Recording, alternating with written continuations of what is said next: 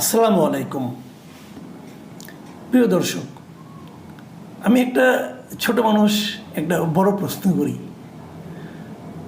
আমার এই বড় প্রশ্নটা হলো, অন্তর্বর্তীকালীন সরকারের প্রধান উপদেষ্টা ডক্টর মোহাম্মদ ইউনূস, তিনি কি সরকারি দায়িত্বে স্থায়ী হতে চাচ্ছেন?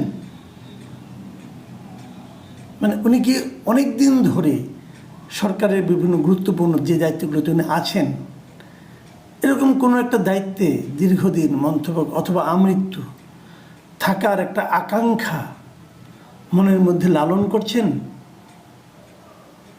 আপনারা হয়তো বলবেন, এ ধরনের প্রশ্ন কেন করছি? হ্যাঁ, সেটা আমি ব্যাখ্যাটা দিচ্ছি। বেশ কিছুদিন আগের কথা, ধরেন মাস 3 হবে, যখন বাজার ব্যবস্থা ভালো চলছিল না, মানুষের নানা রকম অভাব অভিযোগ খুব তীব্র হয়ে দেখা দিয়েছিল, তখন আমার সঙ্গে গ্রামীণে দীর্ঘদিন কাজ করেছেন, দীর্ঘদিন ধরে কাজ করেন এমন একজন উচ্চ পর্যায়ের ব্যক্তির সঙ্গে আমার একটু কথা হচ্ছিল। তো আমি বলছিলাম ওনাকে যে, যেরকম একটা এলোমেলো অবস্থা দেখছি, এমন কি হতে পারে যে ডক্টর ইউনূস রাগ করে বললেন যে আমি আর এই সমস্ত ঝামেলার মধ্যে নাই, আমি আমার জগতে চলে যাই। উনি কিন্তু প্রায়ই বলতেন যে এটা আমার জগৎ না, আমার জগৎ আরেকটা, আমি সেখানে থাকবো, গবেষণা করব, কথা বলবো, বিভিন্ন দেশে বিদেশে সেমিনারে অংশ নিব, এরকম একটা। তখন উনি আমাকে অবাক করে দিয়ে বললেন, না আপনারা ওনাকে চেনেন না। আমি কিছু মানে, উনি বলেছিলেন যে ডক্টর ইউনূসকে আমরা অনেক বছর ধরে চিনি, উনি এমন একজন ব্যক্তি, উনি কখনো ক্ষমতা ছাড়তে চান না। এবং তখন উনি আমাকে মনে করিয়ে দিলেন, ভাবুন তো একটা জিনিস, যে হাসিনার সঙ্গে ডক্টর ইউনূসের যে বীরত্ব, যে মামলা, প্রথম মামলাটা হয়েছিল কী নিয়ে, যে ডক্টর ইউনূস গ্রামীণের এমডি থাকবেন কি থাকবেন না এটা নিয়ে। এবং সুস্পষ্ট আইন ছিল যে গ্রামীণ ব্যাংকের এমডি হবে, সর্বোচ্চ বয়স হতে পারবে 60 বছর, মানে 60 বছরের পর আর কেউ গ্রামীণ ব্যাংকের এমডি থাকতে পারবেন না। এটা সুস্পষ্ট আইন দ্বারা নির্ধারিত, এবং এই আইন মেনেই গ্রামীণ ব্যাংক চলত।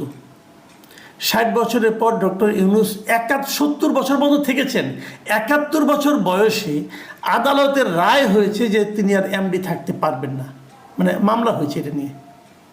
মামলা না হলে উনি আরও থাকতেন, আমৃত্যুই থাকতেন। তার মানে উনি এ পদটা ছাড়তে চান নাই। মামলা রায় হওয়ার পর উনি কিন্তু এটা নিয়ে আপিল করেছেন, উচ্চ আদালতে গেছেন, মানে উনি ছাড়তে চান না, সেখানে উনি হেরেছেন। তারপর ওনাকে, এখন আপনি বলবেন যে ঠিক আছে আওয়ামী লীগের এই আদালত ছিল, অমুক ছিল, সব মানতে রাজি আছি। ভাই 60 বছর আর 71 বছরের পার্থক্যটা তো বুঝি আমরা। আমি যখন না খুব বিস্মিত হয়েছিলাম যে ওনার লেভেলের একজন লোক একটা ব্যাংকের এমডি থাকার জন্য এতটা কেন ব্যাকুল হয়ে পড়ছেন। ওনার তো কোনো প্রয়োজন ছিল না। ব্যাখ্যা বুঝিনি, যা হোক এই ব্যাখ্যা শুনলাম। আমি শোনার পর অবাকই হয়েছিলাম যে তাই তো, উনি কিছু ছাড়তে চান না। উনি গ্রামীণ ব্যাংকে থাকার পর অনেকগুলি উনি কিন্তু সহযোগী প্রতিষ্ঠান করেছেন, অমুক ট্রাস্ট তমুক ট্রাস্ট, অনেক কিছু করেছেন। যতগুলিতে করেছেন এর 80%-এর মধ্যে উনি প্রেসিডেন্ট, মানে উনি সভাপতি, উনি প্রধান, উনি চেয়ারম্যান, উনি পদ ধরে রাখতে চান। এটা ওনার স্বভাব। বৃহৎ মানুষদের, অনেক বড় যারা মানুষ না, তাদেরও কিছু কিছু কিন্তু মানবিক সীমাবদ্ধতা থাকে, হয়তো ওনারও এটা আছে।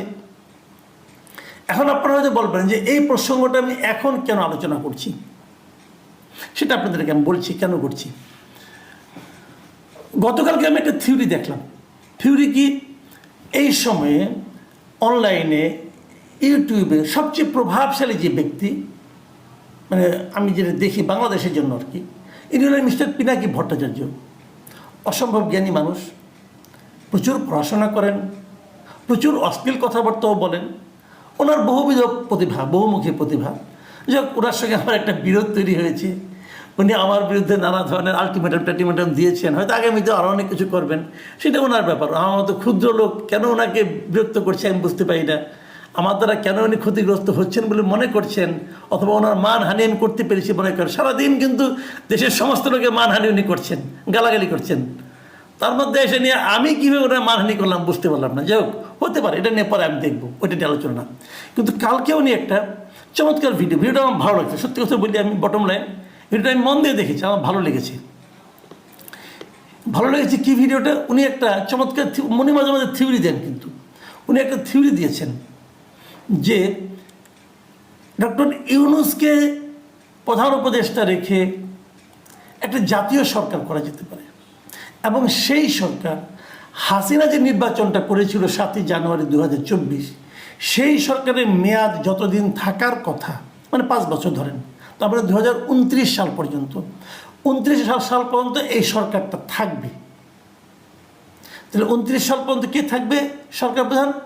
ডক্টর ইউনূস। 29 সাল পর্যন্ত, যদি 29 সাল পর্যন্ত উনি থাকেন, তাহলে যে জিনিসটা হবে, তখন ওইখানে একটা জাতীয় সরকারের মতো হবে, এবং সেই সরকারের উপপ্রধান উপদেষ্টা হবেন তারেক রহমান, এবং তারপর বর্তমান যে উপদেষ্টা পরিষদ আছে, এই উপদেষ্টা পরিষদে যারা খুব ভালো করছেন তাদেরকে রাখা হবে, বাকিদেরকে বিদায় করে দেওয়া হবে, এবং উপদেষ্টা পরিষদে বিভিন্ন পলিটিক্যাল পার্টির প্রতিনিধিরা ঢুকবে, কেবল আওয়ামী লীগ এবং ওই ফ্যাসিবাদী যারা দোষর ছিল তারা বাদ দিয়ে ঢুকবে। এই সরকার 2029 সাল পর্যন্ত রান করবে। এই হলো পিনাকি ভট্টাচার্যের হাইপোথিসিস বা থিওরি, যাই বলেন না কেন, উনি দিয়েছেন। তো আমি ভাবলাম কি এটা হতে পারে। উনি অনেক কিছু তো বলেন, ওনার সবগুলোই যে আবল তাবল তা কিন্তু আমি বলি না, উনি ভালো কথাও বলেন, উনি অত্যন্ত গভীর কথাও বলেন। আমার কাছে এটা চিন্তা ভাবনা করে উনি বলেছেন বলে আমার কাছে মনে হলো। আমি পরে ভাবলাম যে এই চিন্তাটা ওনার মাথা থেকে এলো কেন। এই জিনিসটা একটা ছোট ঘটনার প্রেক্ষিতে আজকে একটা মানে হঠাৎ করে দেখ সমসাময়িক টাইমে হয়েছে। সেখানে হলো এই যে এনসিপি আছে, জাতীয় নাগরিক পার্টি, এই পার্টির একজন নেতা, আবার সে অনেকে বলে যে ভাই আপনাকে এই লোক ছাড়া কাউকে পান না, না না আমি পাই না তা না, হঠাৎ করে যেহেতু ঘটনার সঙ্গে প্রাসঙ্গিক তাই বলছি। এই সার্জিস আলম, সে আবার একটা পোস্ট দিয়েছে শনিবার দিন। সেই পোস্টে উনি কী বলেছেন, সেই পোস্টে উনি বলেছেন, মানে আজকে উনি পোস্ট দিয়েছেন, সেই পোস্টে উনি বলেছেন, আমি আপনাদের হুবহু পড়ে শোনাই।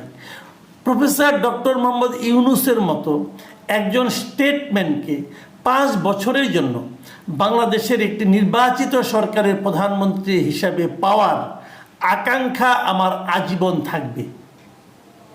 তার মানে ওনার আকাঙ্ক্ষা হলো ডক্টর মোহাম্মদ ইউনূস একটা নির্বাচিত সরকারের প্রধানমন্ত্রী থাকবেন, এইরকম একটা আকাঙ্ক্ষা সার্জিস আলমের আজীবন থাকবে। তো এই দুটোর কথা আমি একদিকে ওনার কথা বললাম, আরেকদিকে ইনার কথা বললাম। এই দুটো থেকে আপনি কি বুঝতে পারছেন? দুজনেই একটা কথা বলতে চাচ্ছেন, সেটা হলো ডক্টর মোহাম্মদ ইউনূস আরও বেশি দিন রাষ্ট্র ক্ষমতায় থাকুন। এটা নিয়ে আমার কোনো আপত্তি নাই, থাকতেই পারেন। এটা নিয়ে আমার দুঃখ পাওয়ার কিছু নাই, আনন্দিত হওয়ার কিছু নাই, উনি থাকতেই পারেন। আমার বক্তব্যটা হলো একই সময়ে একই ধরনের দুই জায়গা থেকে একই ব্যক্তিকে নিয়ে দুইটা আকাঙ্ক্ষা, একই রকম আকাঙ্ক্ষা যে এলো, এটা কি কেবলই কাকতালীয়? আমার কিন্তু তা মনে হয় না। আমার কেন যেন মনে হয় দুজনই এই ব্যাপারে এই ধরনের আকাঙ্ক্ষা প্রকাশের আগে ডক্টর ইউনূসের সঙ্গে কথা বলে নিয়েছেন। এখন আপনি তো বলবেন উনি কিভাবে থাকবেন, উনি তো কোনো পার্টি করেন নাই। এটাও কিন্তু আমি মনে করি ঠিক না, উনি পার্টি করেছেন। এই ছাত্রদের যে দলটা, এটা তো ওনার পার্টি। উনি মানুন অথবা উনি বলুন অথবা না বলুন, যাই করুন, আমি মনে করি এটা ওনার পার্টি। কেন মনে করি সেটাও বলি, এদেরকে উনি উৎসাহ দিয়ে পার্টিটা করিয়েছেন, এবং এই পার্টির নামকরণটাও উনি যে আগে একটা পার্টি করতে চেয়েছিলেন, যেটা মিসক্যারেজ হয়ে গিয়েছিল অনেক আগে, সেই পার্টির নামের সঙ্গে এই পার্টির নামের অনেক মিল আছে। তো যাই হোক, তো উনি এই পার্টিটা, আমি মনে করি এই পার্টির সঙ্গে ওনার একটা খুব ভালো সম্পর্ক আছে বলেই এই পার্টির নেতারা বিভিন্ন জায়গায়, দেশের বিভিন্ন জায়গায় যখন যান, তখন সরকারি পার্টির যে বাহাদুরি, যে পাওয়ার, যে এটা তো এক্সারসাইজ করতে পারেন অবাধে। প্রশাসনও তাদেরকে সেটা করতে দেয়, এবং এই ছাত্রদের দুজন প্রতিনিধি সরকারের মধ্যেও আছেন। তো সব মিলে এটা মনে করি ওনার পার্টি। তাহলে বলবেন যে উনি তো ইলেকশন না করলে উনি কীভাবে প্রধানমন্ত্রী হবেন, সেটাও হতে পারেন, কোনো সমস্যা নেই। যদি ইলেকশনে কোনোভাবে এদেরকে পাশ করিয়ে আনা যায়, তো ডক্টর ইউনূসকে প্রধানমন্ত্রী বানানো হয়ে যাবে। বলবেন তো উনি তো ইলেক্টেড না, হ্যাঁ, তারপরে উনি একটা উপনির্বাচন দিয়ে ইলেক্টেড হয়ে যাবেন। চাইলে সবই হয়। আমার এটাই মনে হচ্ছে সে ধরনের একটা লক্ষ্যের দিকে হয়তো উনি যাচ্ছেন। অথবা এমনও হতে পারে উনি হয়তো একটা অ্যারেঞ্জমেন্টে যাবেন সবার সঙ্গে, যে পরবর্তী সময়ে যারাই নির্বাচিত হন না কেন তাদের সঙ্গে বলবেন যে তোমরা নির্বাচিত হলে ডক্টর ইউনূসকে প্রেসিডেন্ট বানাও। তাও হতে পারে, এটা আমরা আগেও দেখেছি। আওয়ামী লীগ তো শাহাবুদ্দিন আহমেদকে প্রেসিডেন্ট বানিয়েছিল। উনি একসময় ওই সর্বদলীয় একটা এই সরকারের সবার মানে মতে নির্দলীয় একটা সরকারের উনি প্রধান ছিলেন। উনি কিন্তু একটা টার্ম পরে কিন্তু প্রেসিডেন্ট হয়েছিলেন, আওয়ামী লীগ বানিয়েছিল। ওনাকে বানাতে কোনো সমস্যা নাই। তার মানে বটম লাইন যেটা হলো আমার মনে পড়ে গেল সেই গ্রামীণের সেই কর্মকর্তার কথা, যিনি বলেছিলেন, আমাকে বলেছিলেন দেখবেন যে কোনো ফরম্যাটেই হোক ডক্টর ইউনূস এই সরকারের সঙ্গে আগামীতে যে সরকার থাকবে থেকে যাবেন।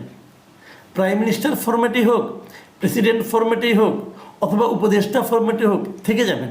উনি ছাড়ার লোক না। তখন মন খারাপ হয়েছিল, এখনও মন খারাপ হচ্ছে। তখন যে কারণে মন খারাপ হয়েছিল, এখন অন্য কারণে মন খারাপ হচ্ছে। প্রিয় দর্শক, এখন এই পর্যন্তই। আল্লাহ হাফেজ।